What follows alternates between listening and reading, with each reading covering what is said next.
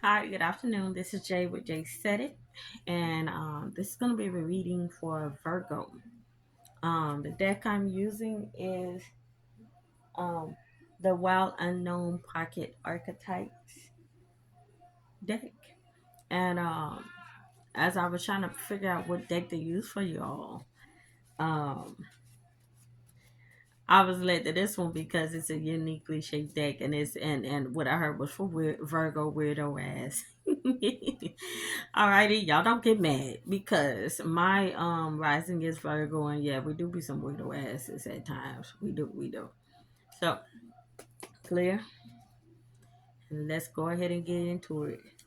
So what are some? And this is gonna be for the themes for the remainder of the weekend for Virgo. What things you may encounter. For me, the time now is 12:02 a.m. So I guess the rest of today, for some of you guys, you may still be in your Saturday. Or who knows, you might even be in your Monday if you're in I think Vietnam like my niece is. Okay. So song playing right now. Jocelyn Flores by extension. Nobody.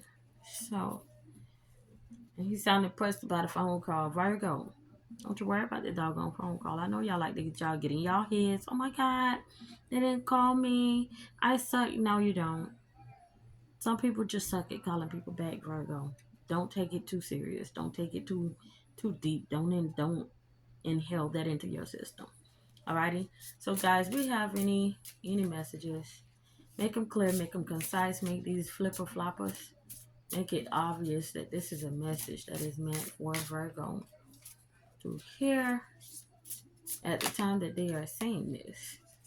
We have any other messages for Virgo for their weekend things, the remainder of this weekend. I'm gonna take that. We have any other? Oh, y'all trying to get spicy with it, Virgo? Okay. Any other messages for Virgo for the remainder of their weekend? I'll take that too. And we're gonna do one more shuffle. That came and jumped back in my hand. Like you gonna take me? Okay. Let's see. Hmm. I'm gonna start with that first. Although I like the order of the numbers.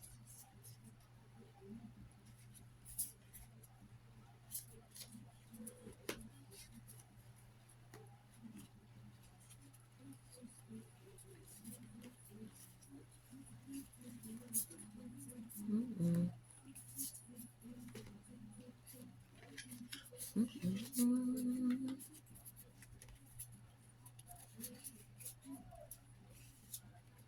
Mm-mm. That's nine. This is seven. Hold on. Put that one in there. That's five. Mm-mm-mm-mm-mm. Here. Alrighty. So the thing that was sitting on top was Starborn. Mm-mm-mm.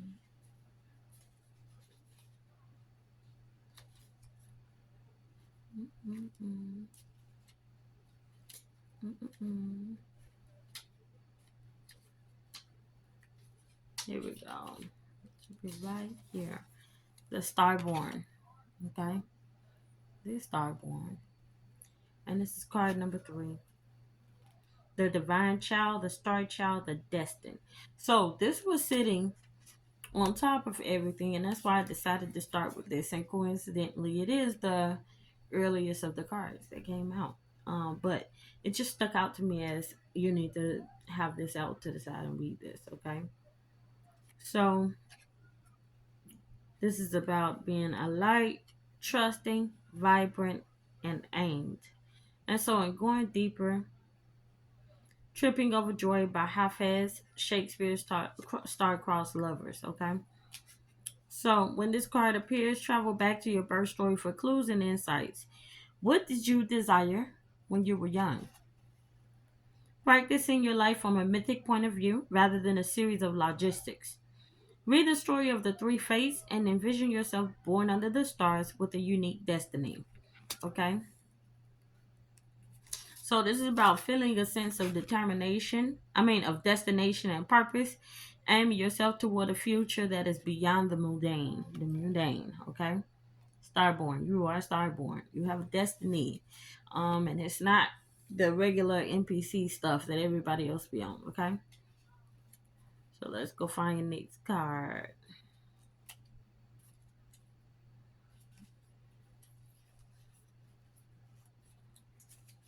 Mm-mm-mm-mm.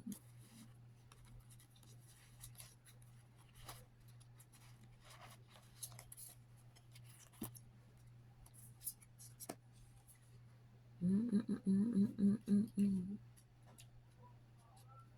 Mm-mm-mm-mm-mm-mm-mm. The song that's playing right now is Pure Water with the Migos by Mustard. Okay. All right. So we are at the Sustainer. And it said in the song, 10 bad bees and they after me. Okay. The Peacemaker, the Upholder, the Preserver.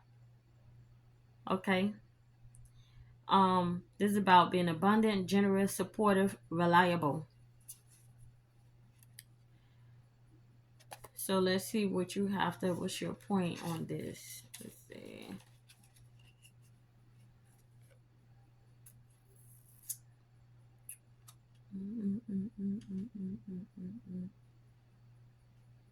Okay, so the Sustainer works behind the scenes, tending to the tasks of life. They cultivate gardens, pay bills, keep the meals warm, and the mouth sweetly fed. The Sustainer is at peace in the process of life, knowing there is no start or finish to humble yet meaningful tasks.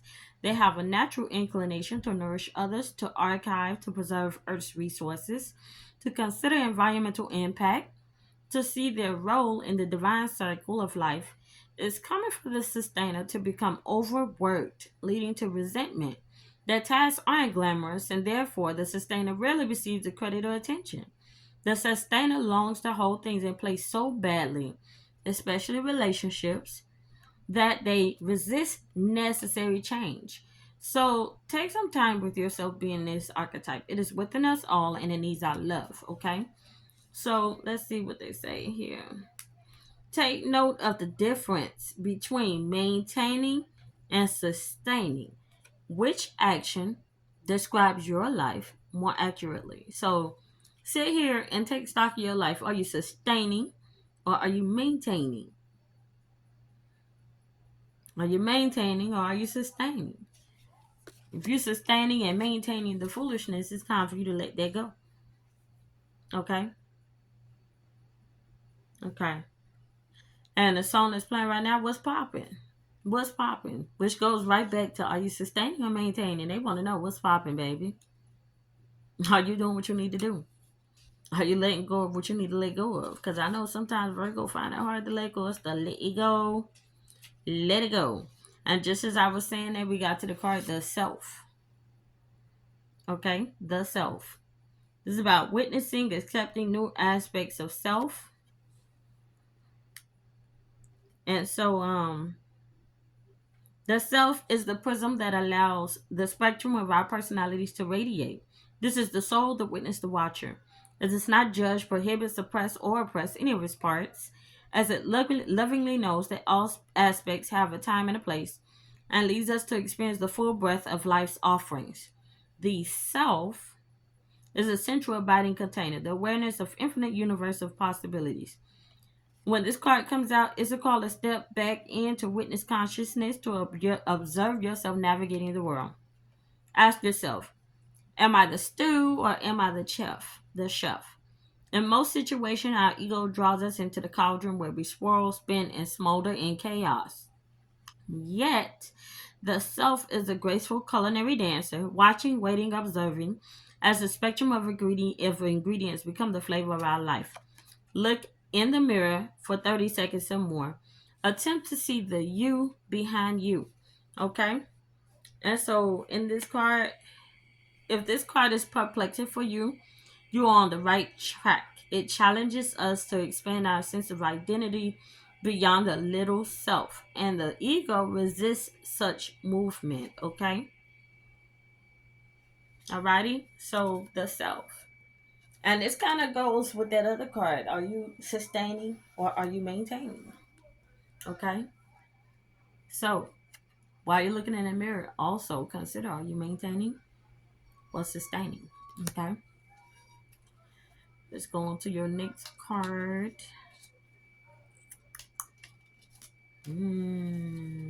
Which is the heart. The heart. It is possible from an imaginal point of view to sense the heart as a place. This is the home, the center, the throne. Either we are there within a realm of expansion and compassion, or we have drifted somewhere else. There's no in between. It is common for us to leave this archetypal center without realizing it, as the world, with its seductive twists and turns, offers us frequent departure. We may even become a stranger to the landscape of the heart, leaving it vacant for long stretches of time. The seat of the heart is often reclaimed by nature, music, dance, and the presence of children or animals. This card encourages us to move past the layers of life's tangles and knots and enter the wild and sacred center of the self. So again, we're coming back to the self. This is self-work. Self-work for the rest of this weekend, Virgo. The most precious throne in the galaxy is awaiting your throne. All right, so yourself is the main event, God dog it. Okay. Recall the last time your heart was touched. Soak in every detail you can feel. Soak in every detail you can and feel the heart awaken. So let's bring that heart back to life. So themes: expansive, knowing, gentle, clarity. Alrighty, so focus on yourself and your heart space and bringing that thing back to life. Because I know people been trampling on it. Why? Because Virgo don't know how to let go, and so they sustain relationships with people, places, and things that they ought to let go of. And so you're trampling yourself. You're hurting yourself. Okay, so now you got to go bring that heart back from the brink of death. Now you got to go bring it back from out the black hole that you let it go into, because now you don't like anybody in life because you think everybody is the same as that raunchy ass person that did you wrong. They're not. They're not. So let's focus on healing ourselves, Virgo. Next is the river. Girl, I'm here. I mean, girl or guy, I'm here. Cry me a river. The river. Okay.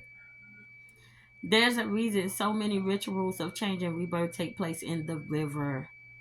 It is forgiveness embodied in physical form. So this is the stream, the flow, the current. Get in the flow. Um, Without asking anything in return, the river washes away what is no longer necessary. Let it go. Instead of sustaining relationships with people, places, or things that are no longer necessary. Boom. Smoothing over sharp edges and accepting all our mistakes and grievances. Once we step in, we are no longer in control. The river carries us further down the stream of transformation than we plan to go. Its waters have a special gift for reflecting back to us a new and dreamlike vision. I'm hearing new timeline. Once the tears have passed, we see ourselves that we haven't before, with a little more lightness, grace, and fluidity. The song is playing now. Notice, okay? Keep in mind that you that stands within the river is the real you, full of deep emotion and potential. Nothing to hide, nothing to judge. May you drink in the sight of your true self. We're coming back to self again, okay? And see, this thing said this has changed. You act like I ain't noticed. See that? The river is emotion where you are in its current. You will know it by the bursting forth of tears, laughter, song, despair. All the emotions flow in its current. Okay? And on the light side, acceptance, grace, reflection, forgiveness, forgive yourself, for those relationships that you know you did hold on to too long, that you feel like um you gave too much grace to, and that you allowed to kind of run your life. It says give yourself forgiveness for that, you know, because you're you. You can't help but be you. You're Virgo. That's how you are, you know. But now that you have come to understanding and seeing what's going on, now you know what not to do. Okay. Alrighty, let's see. Oh, here we go. The temple. I feel like we're going to be talking about the self again. The temple. You know, yourself is a temple. You know, honor yourself. The sanctuary, the shrine, the altar, your body is an altar. When we think of the temple, we often envision an architectural structure in a far off land. We're quick to distance ourselves from the sacred, assuming we must expend much effort in order to arrive there. Yet the temple is a universal and omnipresent energy, accessible in the highest and lowest, richest and poorest of places. Visiting the temple might be as simple as stepping into the dappled light of the forest, slowly and sensuously kissing a lover, or closing your eyes to travel inward. This card is a call to re examine what you pay homage to and what you reject. What do you spend your time worshiping? Your phone, money, material goods? What are you worshiping? What barriers do you draw between yourself and the sacred? Perhaps there's room on your altar for something new, something surprising. Offer it to the heavens, okay? So, though indeed the temple travels with you, this card is interwoven with the pilgrim archetype. If you've been longing for a spiritual journey, book your tickets. And Stir Fry just started playing by the Migos. Money changer colors like da da da da, okay? Are you worshiping money, Virgo? So, reverence for all. Life as sanctuary. It says, pull your mask down, is what they just said. Pull your mask down, baby. Alrighty? So, let's see what we got now. What's next? They said it again, put the mask down. They don't say that like because of how it's like it's coming in the pauses of what I'm saying. This is really a message for you, Virgo. Put the mask down.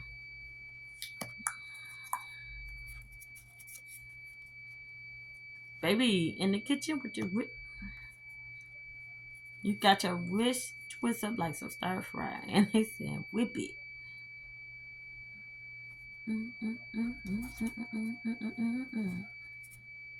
Yeah, that and then that. Alrighty. So let's see what's next.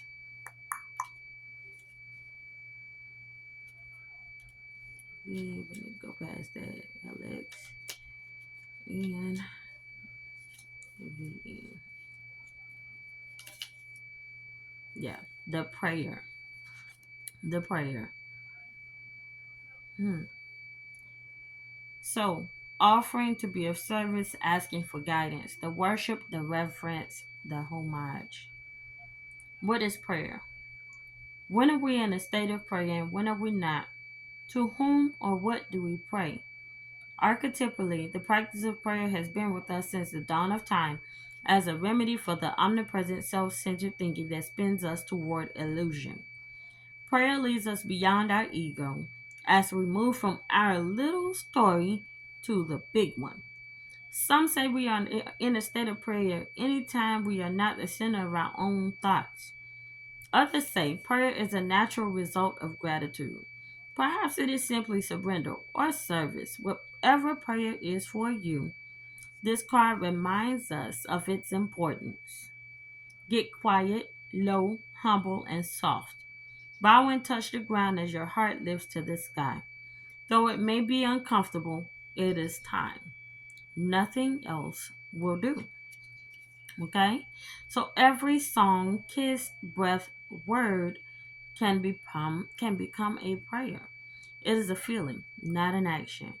Consider the ancient mantra Om Nyao Goringe Kyo.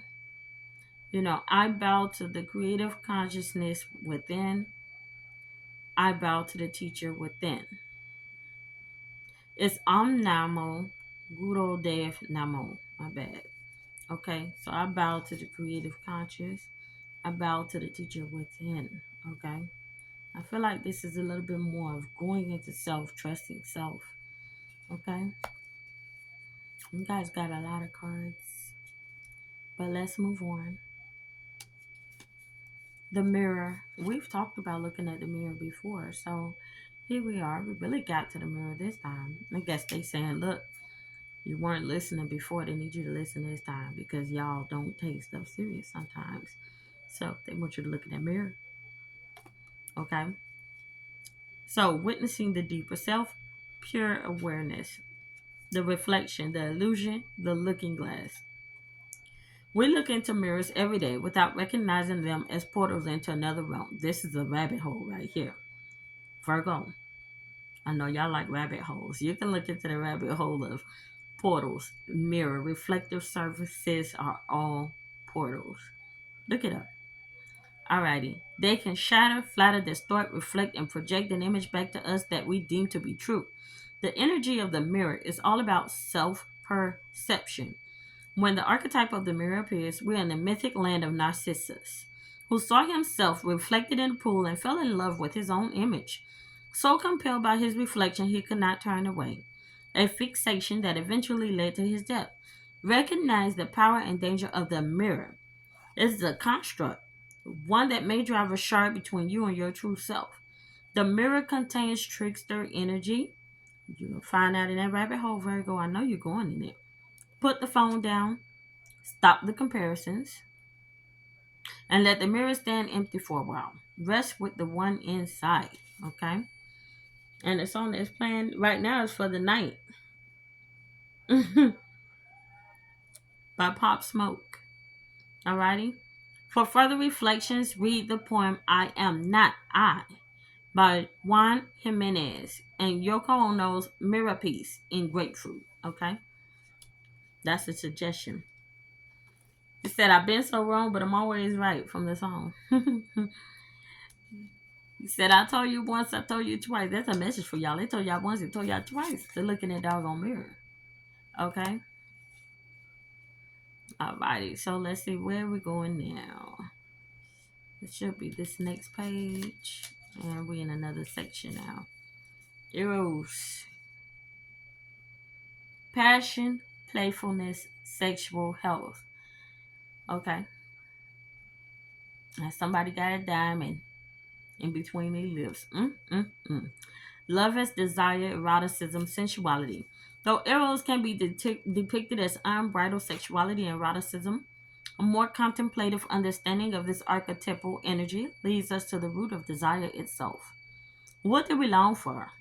Why are we awakened by love? What makes us hesitate in the face of intimacy? Eros reconnects us with the primal longing to merge with another human being. Nature, music, art, plants, food, or anything that we perceive we are separate from. Eros allows us to momentarily unite. Our heart embraces otherness, and in doing so, we further understand our own. Our life force awakens. This card reveals an inevitable initiation into love's labyrinth. You may find yourself swelling in a new territory of desire and sensuality.